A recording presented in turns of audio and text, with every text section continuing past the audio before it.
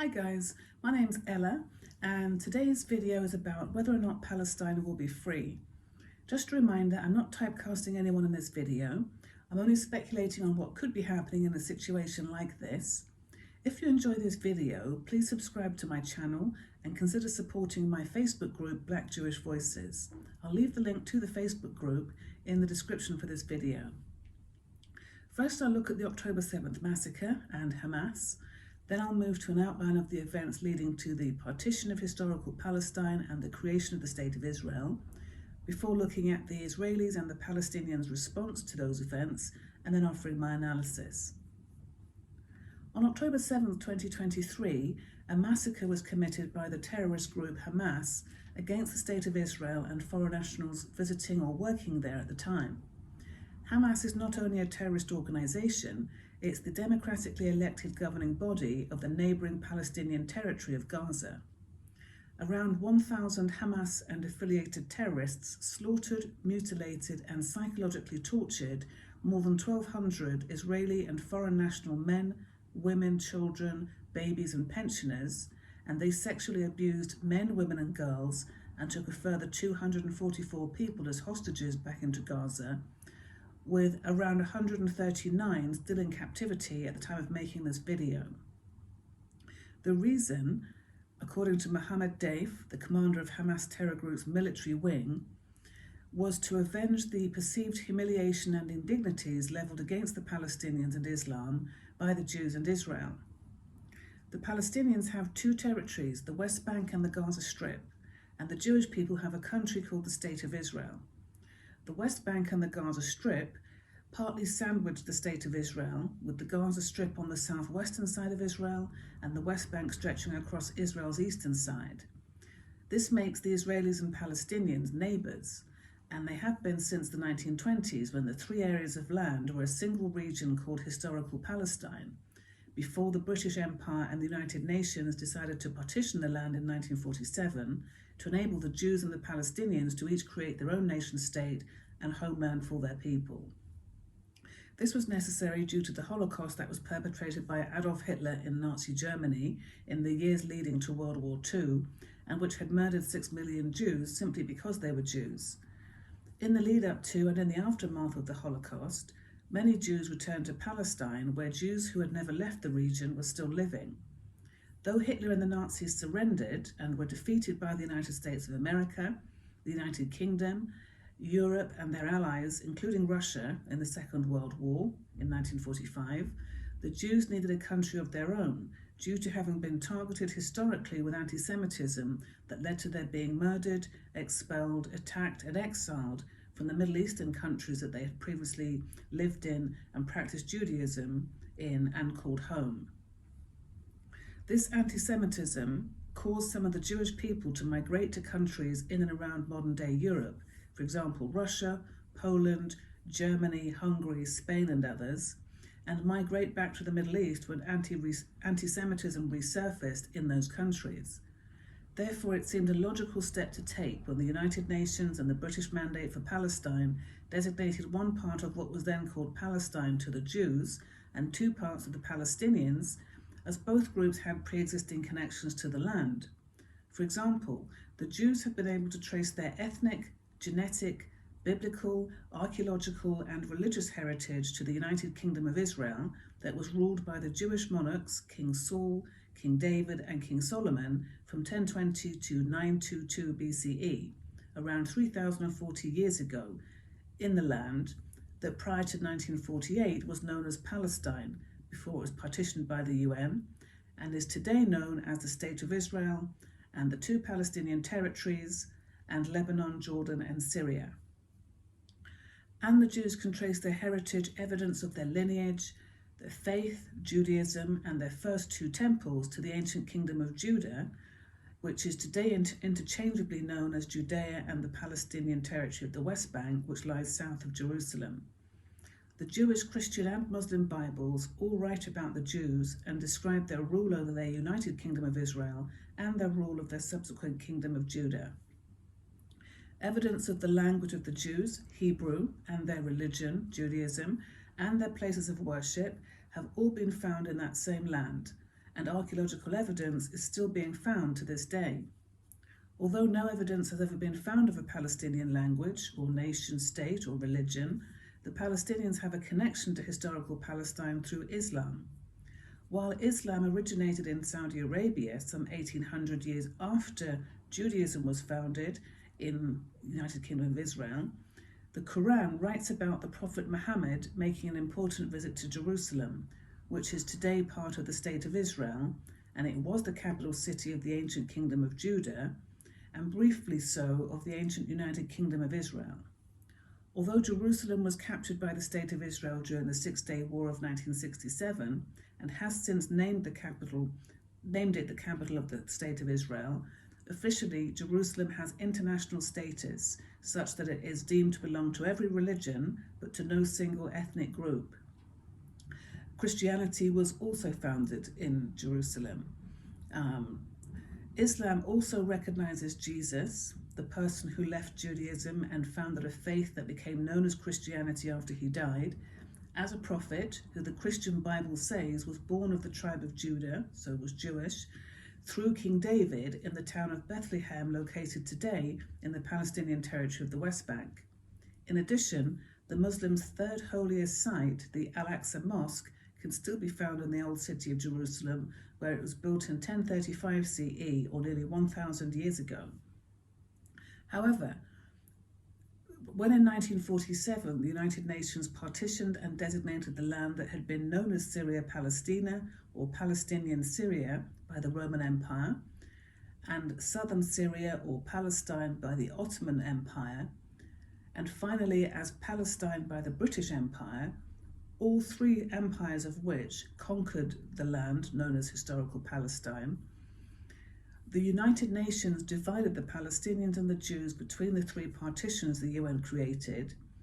The Jewish people created a national home for themselves on the land designated to them, and they called it the State of Israel, and they declared independence from the British Mandate for Palestine a year later in 1948. They went on to develop and realize the international prospects of their newly formed country and become a formidable player and close ally of the major democracies on the world stage, including the United States of America, the United Kingdom, and the European Union. However, the Palestinians did not do the same. They did not form a state of Palestine on the land designated to them, so they did not create a national homeland of their own. Thus, they did not create a country and name it Palestine, and throughout history they never have created such a country. Instead, the Palestinians refused acceptance of the new realities that the partitioning of the land by the UN, the Declaration of Independence by the State of Israel, and the decision of the British to return its mandate for Palestine to the United Nations created, and many of those who were religious became Islamists or jihadis, committing to waging jihad or holy war in the name of their God, Allah, against the Jews and the State of Israel. And many of the more secular Palestinians amongst them committed themselves to the jihad to fight not for Allah, but for a Palestinian state. As such, this latter group became Palestinian nationalists who affiliated with the Islamic Jihad of Palestine in pursuit of their joint terrorist activities and objectives. These terrorist and militant groups that formed in the Palestinian territories over the last 74 years have meant that the Jewish people are continuously having to defend themselves and their homeland from the existential threat being posed on them by these terrorist groups. The October 7th massacre carried out in Israel was one of many culminations of the activities of these Palestinian terrorist groups, of which include the Iran-backed Hamas Islamic Resistance Movement, Hamas, and its military wing, the Is al-Din al-Qassam Brigades, both of which are based in Gaza and helped plan, coordinate and execute the massacre and are fighting in the Israel-Gaza war right now, alongside Hamas. So this group, Hamas, was formed in Gaza in 1988 as the Gazan branch of the Egyptian Muslim Brotherhood and was democratically elected by the Palestinians of Gaza to govern them in 2006, and due to never having held an election since then, was still the government of Gaza in October when it carried out the massacre in Israel. Though Hamas and its military wing did not carry out the massacre by themselves, Other terrorist organisations, such as the Palestinian Islamic Jihad, did collaborate with them, and they too are based in Gaza.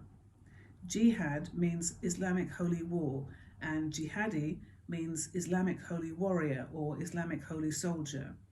And these two concepts are an integral part of the ideology of these terrorist groups' hatred of and resistance to the Jewish people and their homeland, the State of Israel, and its defence of its citizens against the terrorist attacks of what are ultimately their neighbours. The Palestinian Islamic Jihad is the second strongest group in Gaza after Hamas, and was formed in the 1970s with the support of Iran. It had been waging its jihad against Israel and developing its own military capabilities, for example, acquiring and then launching rockets at Israeli towns. This group is more extremist than Hamas. Its objectives are to become martyrs for the sake of their jihad against the State of Israel in the name of their God, Allah. The Al-Aqsa Martyrs Brigade is a non-Islamist, i.e. secular terrorist group, and is the armed wing of Fatah, which is based in the Palestinian territory of the West Bank, and is the largest political party in the Palestine Liberation Organization, the PLO, and the Palestinian Authority, the PA, which is the international representative of the Palestinian people, excluding Hamas due to the hostile nature of the relationship between the two political organizations. Fatah was also the governing body of Gaza until Hamas was voted into power in 2006 and forced them out. And Fatah is led by President Mahmoud Abbas, who is also president of the Palestinian Authority, the PA, as I mentioned earlier, and governs 39% of the Palestinian territory of the West Bank. Fatah continues to call for peace talks with Israel. The United States of America and the United Kingdom are currently backing President Abbas to govern the Gaza Strip in addition to the West Bank, so that when the current Israel-Hamas war has ended, he would control 139% of the two Palestinian territories instead of just 39% of one of them, as he does now. The Al-Aqsa Martyrs Brigade, which is the armed wing of Fatah, collaborated with Hamas and its armed wing, as I mentioned earlier, and the Palestinian Islamic Jihad to carry out the 7th of October massacre in the State of Israel. The Islamist-leaning members of Fatah established the Popular Resistance Committees, the PRC, and is probably the third largest armed group in Gaza after Hamas and the Palestinian Islamic Jihad. All three militant terrorist groups took Israeli hostages during the October 7th massacre back to Gaza. Factions of Fatah regularly fight alongside Palestinian Islamic Jihad and Hamas in Gaza and the West Bank, despite the PRC being in favour of a two-state solution. None of these groups are controlled by President Mahmoud Abbas, however. Therefore, the Jewish state and its people are understandably concerned that the terror attacks would continue were he to govern Gaza instead of ceasing entirely as per the imperative for their safety and the security of their homeland. Other Palestinian nationalist terrorist groups that operate from their bases in Gaza include the Islamist-leaning Democratic Front for the Liberation of Palestine, which is the DFLP, and that has a track record of terrorizing and attacking Israelis and fighting alongside Hamas. Its secular rival, the Popular Front for the Liberation of Palestine, the PFLP, is also based in Gaza and operates through its military wing called the Abu al-Mustafa Brigades. This terrorist group has previously hijacked international airlines and once assassinated an Israeli cabinet minister called Rehavam Ze'evi. But the nationalist terrorist groups are different from the jihadi groups, whose goal, like the terrorist group known as the Islamic State of Iraq and Syria, or ISIS, which is also known as the Islamic State of Iraq and the Levant, or ISIL, is to establish an Islamic caliphate in the Middle East, if not in the State of Israel, the homeland of the Jewish people. Some of these nationalist groups were formed and operate out of Gaza, having left Hamas due to their perception that its stance towards the State of Israel was softening after it cooperated with the state to negotiate ceasefires during previous wars. Some of the jihadi terrorist groups have members that fought with al-Qaeda against the American troops in Iraq. They call for an Islamic Emirate, or a political religious unit or Muslim principality in Gaza, and are influenced by Beit al-Maqdis, which is the ISIS terrorist group operating Egypt's Sinai province nearby. While the Salafi jihadis have attacked Israel in the past, they also target Hamas for not imposing Sharia law, though with Hamas being the strongest terrorist group in Gaza, it has been able to keep them in check while policing the various other armed factions to maintain law and order. Just want to credit Hugh Lovett, writing in the Times on Saturday, 2nd of December 2023. He is the Senior Policy Fellow with the Middle East and North Africa Programme at the European Council on Foreign Relations for this couple of paragraphs about the terrorists that are operating alongside Hamas in Gaza. The goals of the jihadis that are affiliated with Hamas are to win their jihad, their Islamic holy war, by conquering and annihilating the State of Israel, the Jewish people and their ancient and indigenous Jewish heritage, and bringing it under full Muslim ownership and control, replacing it with an Islamic state, and creating a majority Muslim population and imposing Sharia law there. It is this ideology that underpinned the Hamas massacre in Israel on October the 7th, and it is written explicitly in its 1998 founding charter, which I will now turn to. For example, the preface of the charter contains the following quote from the founder of the Egyptian Muslim Brotherhood, out of which the Hamas terror group and government of Gaza was formed by way of a Gazan branch of the Brotherhood, as I mentioned earlier. Quotes, "Israel will exist and continue to exist until Islam will obliterate it, just as it obliterated others before it," end quotes. Here we see the imposition of a shelf life on the State of Israel, the duration of which will be determined by Hamas, in Hamas's opinion. Article 7 of Hamas's founding charter contains the following hadith, or saying, which it says is a quote from al-Bukhari and Muslim, who are both considered high authorities on the hadiths of the Prophet Muhammad. Quote, "The day of judgment will not come about until Muslims fight the Jews, brackets, killing the Jews, end brackets, when the Jew will hide behind stones and trees. The stones and trees will say, 'O Muslims, there is a Jew behind me, come and kill him.' Only the Garkad tree would not do that because it is one of the trees of the Jews," end quotes. This article seems to suggest that the Prophet Muhammad was inherently anti-Semitic, though many pious Muslims reject such an interpretation.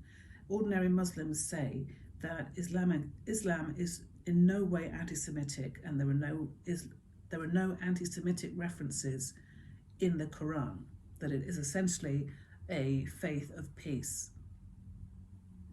Article 8 sets out Hamas Islamic resistance movement's blueprint for jihadist terrorism as a slogan that states, quotes, "Allah is its target, the Prophet is its model, the Quran its constitution, jihad is its path, and death for the sake of Allah is its loftiest wishes," end quotes. So this is an explicit thumbs up in Article 8 of the founding charter to the Islamic jihadist martyrs that depart from Gaza, cross the border into the Jewish homeland, and detonate their suicide bombs in crowded areas of Israel. These martyrs have previously taken the form of men and women in religious dress, or disguised as civilians such as nurses to avoid detection, who wear suicide vests and belts with on-off switches under their clothing, and that when activated, they detonate bombs that kill the detonator and the Israelis in the nearby crowds. In 2023, these martyrs now include babies wrapped in blankets by their jihadist mothers that hide suicide bombs in their blankets and that are timed to detonate, killing the baby and nearby Israelis. Article 13 sets out Hamas's position regarding peace and states, quotes, "Initiatives and so-called peaceful solutions and international conferences are in contradiction to the principles of the Islamic resistance movement. Abusing any part of Palestine is abuse against part of religion. Nationalism of the Islamic resistance movement is part of its religion. Its members have been fed on that. There is no solution to the Palestinian question except by jihad. All initiatives, proposals, and international conferences are a waste of time and vain endeavours," end quotes. So Article 13 seems to explain why none of the attempts at peace that have been made by the Israelis with the Palestinians, such as the Oslo I Accord and the Oslo II Accords of 1993 and 1995 respectively, which were considered pivotal milestones in Israeli-Palestinian relations and were two agreements between the State of Israel and the Palestine Liberation Organization, which, as I mentioned earlier, is the international representative of the Palestinians excluding Hamas, that has the authority to negotiate peace agreements on the behalf of the Palestinians. And they were designed to propel the peace process forward and provide for the expansion of Palestinian self-rule throughout the West Bank. It would have led to the resolution of the Israel-Palestine conflict within 5 years of both parties signing the accords. And although the Palestine Liberation Organization renounced terrorism and recognized the State of Israel's right to exist, progress slowed when security matters that were important to the Israelis were not agreed to by the PLO, and when ultimately the Israeli Prime Minister at the time, Yitzhak Rabin, was assassinated by a man called Yigal Amir, who was an Israeli opposed to the signing of the accords on religious grounds. But Hamas quickly exploited the chaos that followed the murder of Yitzhak Rabin by launching a string of terrorist attacks against Israel, which in turn undermined support for the governing Labour Party in Israel at that time. The Oslo Accords are only two such agreements in which Hamas have played a sabotaging role, and Article 13 of Hamas's founding charter seems to contain the ideology underpinning that role. Article 22 of the Charter is effectively an update to the notorious forgery called the Protocols of the Elders of Zion, a book whose 1905 Russian publication was adapted from an earlier and benign French edition to include a torrent of hate about the Jewish people and to blame them for all of the world's ills. This version was favoured by Adolf Hitler and the Nazi Party, who used it to spread anti-Semitic propaganda in the years leading to the Holocaust. And 43 years after the Western Allies' defeat of Nazi Germany, this article, Article 22, sees Hamas beginning to align itself with the ideology that was instrumental in winning support for Hitler's so-called final solution, which was the extermination of 6 million Jews. The update to the forgery of the Protocols of the Elders of Zion in this article promotes a wide-ranging and amended conspiracy theory that accuses the Jewish people of destroying the Islamic Caliphate and of being fully supported by the, quotes, communist East and the capitalist West, end quotes. The name of the Islamic Caliphate, however, that's alleged to have been destroyed by the Jews is not set out in the Charter, and it would appear that there is no evidence of such an event ever occurring. The irony here is that it is the Islamist and nationalist Palestinian terrorists themselves who are set on destroying the Jewish people and the Jewish state, and not the Jews set on destroying or having ever destroyed an Islamic caliphate. Article 28 states, quote, Israel, Judaism and Jews challenge Islam and the Muslim people. May the cowards never sleep, end quotes. As I mentioned earlier, at the preface section of the Charter, it explicitly states, quotes, Israel will exist and continue to exist until Islam will obliterate it, just as it obliterated others before it, end quotes. So, read in conjunction with Article 28, it would appear that Hamas sees the Jews, their faith and their homeland as rivals and as a source of envy, and that Hamas's terror tactics are partly designed to intimidate the Jews to such an extent that they'll be unable to sleep at night. Article 32 demonstrates Hamas's further alignment with Nazi ideology and says of the Jewish people, quotes, their plan is embodied in the Protocols of the Elders of Zion, end quotes, continue, and their present conduct is the best proof of what we are saying, end quotes. As mentioned earlier, the first edition of the Protocols of the Elders of Zion makes no mention whatsoever of the Jewish people, and therefore the Russian publication 5 years later, which did, was a forgery in that it had been amended by someone other than the author to attribute blame to and whip up hatred for the Jewish people. It is therefore clear that despite Hamas's reliance on the Russian publication as a tool of Jew hate, it has zero basis in reality. And the concluding section of Hamas's founding charter, which is subheaded, quotes, the Hamas Islamic resistance movement is composed of soldiers, end written underneath it is Article 36, which states, quotes, They will only serve as a support for all groupings and organizations operating against the Zionist enemy and its lackeys. The Islamic resistance movement adopts Islam as its way of life. Islam is its creed and religion. Whoever takes Islam as his way of life, be it an organization, a grouping, a country, or any other body, the Islamic resistance movement considers itself as their soldiers and nothing more. End quotes. So this section of the Charter, Article 36, under the conclusion, appears to demonstrate how Hamas co-opting the Islamic faith for the purpose of helping the jihadist and nationalist Palestinian terrorist organizations achieve their own malignant ends against Jews, their faith, and their homeland. As the founding charter of Hamas, it is binding on the Palestinian leadership. The latest output of this terrorist group, underpinned by this charter, was the October 7th massacre, which was masterminded and led by Yahya Sinwar, the head of Hamas, and Mohammed Deif, the head of its military wing, the Izz al-Din al-Qassam brigades. Some Palestinians and their supporters are either members of Hamas or of affiliated terrorist groups with either the same or more extremist ideology, for example, Palestinian Islamic Jihad, Fatah, Hezbollah, and others. And they fully subscribe to the Charter, or they support them, and more recent evidence of this was on the placards displayed at the pro-Palestinian marches that followed the 7th of October massacre. Many political leaders and influencers in the non-democratic countries publicly declared or initiated public support for Hamas and the massacre.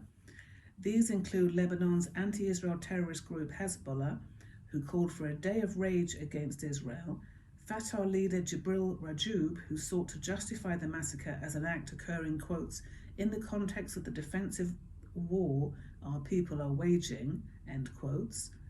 Turkish President Erdogan, who said Hamas is not a terrorist organization and accused the West of hypocrisy for what he called its failure to identify Israel's military defense campaign in Gaza as, quotes, an intentional massacre, end quotes. He is said to be providing refuge for Hamas members accordingly.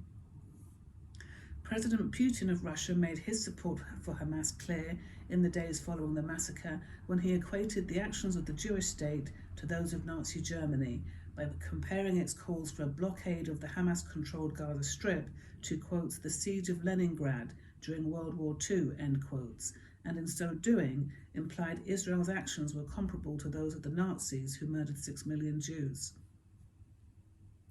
Although Putin supported Israel's right to defend itself, quotes, from an attack unprecedented in its cruelty, end quotes, he later vetoed an American proposal at the United Nations Security Council to condemn Hamas.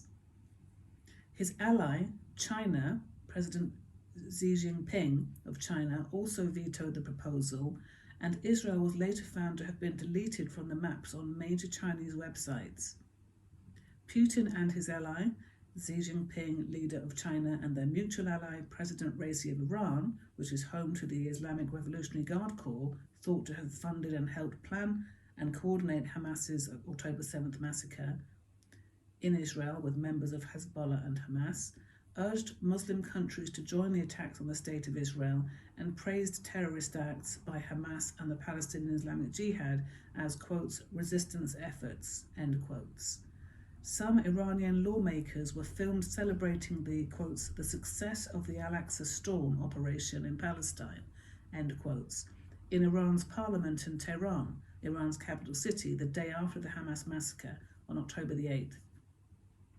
In the democratic countries, the leaders of Ireland's nationalist party Sinn Féin publicly declared support for Hamas and said, quotes, we are all Palestinians, end quotes. Notwithstanding, the Palestinians elected Hamas to govern Gaza in 2006.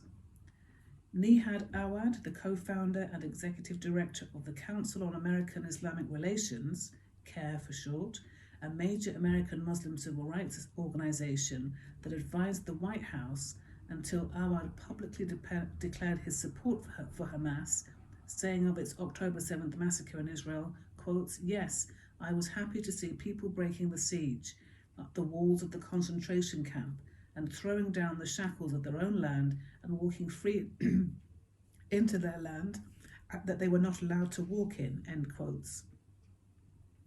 Nee had made these comments at a conference hosted by American Muslims for Palestine, where audience members cheered him on.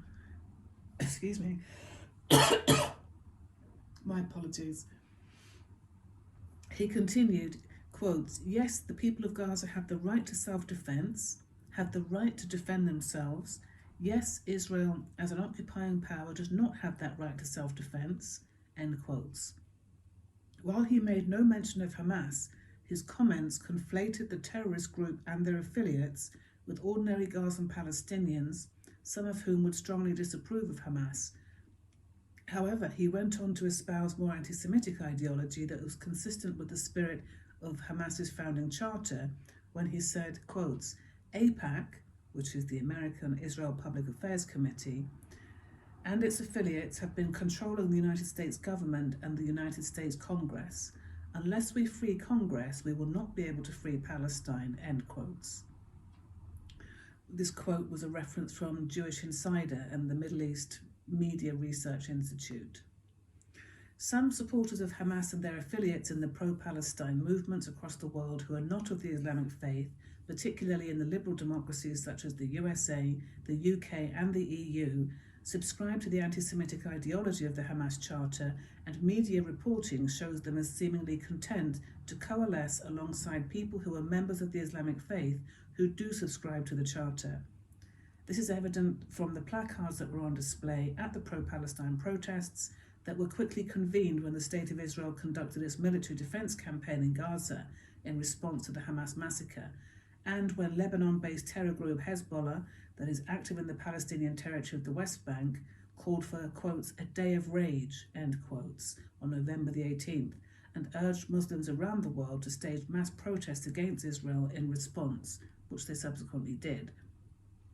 That call to action was heeded, and of the millions of people who marched in protest of Israel's defense campaign and in support of Hamas, many expressed anti-Semitic ideology consistent with that expressed in the Hamas Charter and by other terrorist groups such as the Islamic Revolutionary Guard Corps and the Palestinian Islamic Jihad, for example.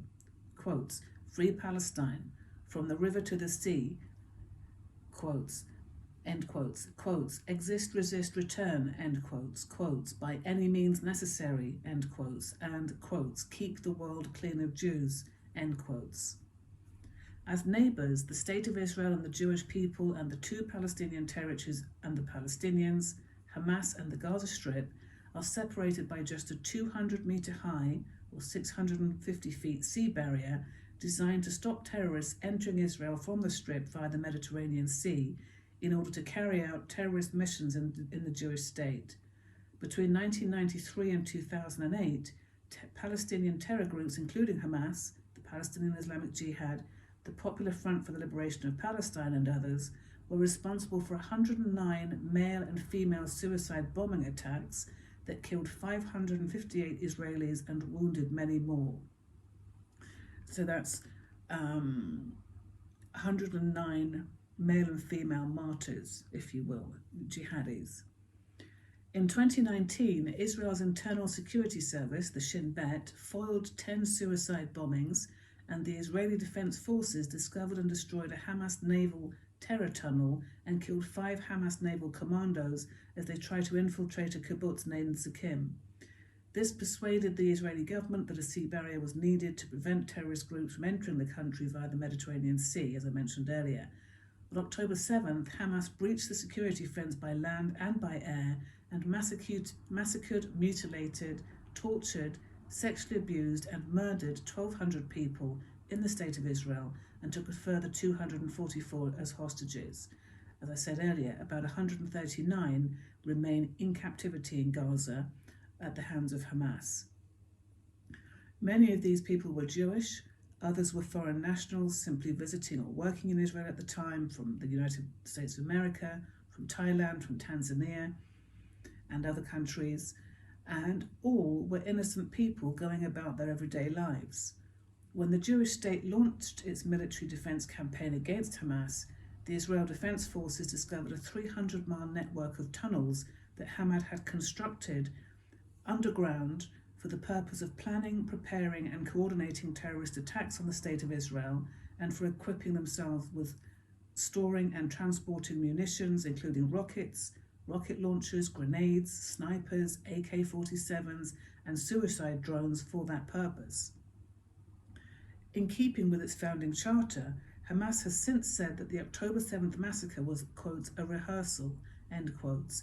As has been seen in this video, Hamas and its supporters' ultimate goal is to continue co-opting Islam and tainting its prophets with anti-Semitic hate, to continue waging their jihad and preparing to execute their mission to conquer, destroy and replace the State of Israel, the Jewish people and their indigenous and ancient heritage that is inextricably attached to their homeland, with an Islamic State, Caliphate or Emirate of Palestine that stretches from the Jordan River to the Mediterranean Sea.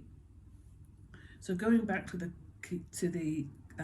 title of the video, the question, Palestine will be free? Well, under those conditions that are set out in this video, it's hard to see how it could ever be free. What we're really asking is, will the Palestinians be free to get rid of Hamas and get rid of all the affiliated terrorist groups that are operating in their territories, and so that they can be free to create their own state, their own nation, their own homeland, and call it Palestine? Because the land that was historically called Palestine is no longer called Palestine and no longer is Palestine. It is the State of Israel and the two Palestinian territories, with Jerusalem as a neutral,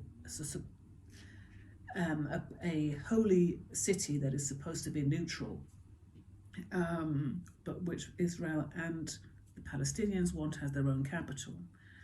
So Palestine will be free? It doesn't look as though it will be.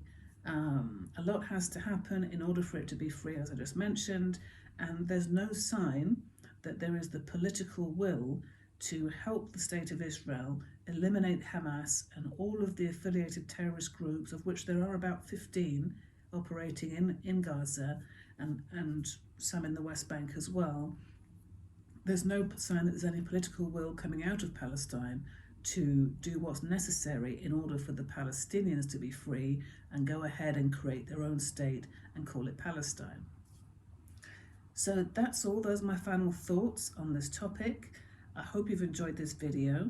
If you have, please give it a like. Please subscribe to my channel. And if you have any comments, please do leave them in the comments section. They will always lead to an interesting dialogue. Look forward to seeing you in the next video. Thanks for watching.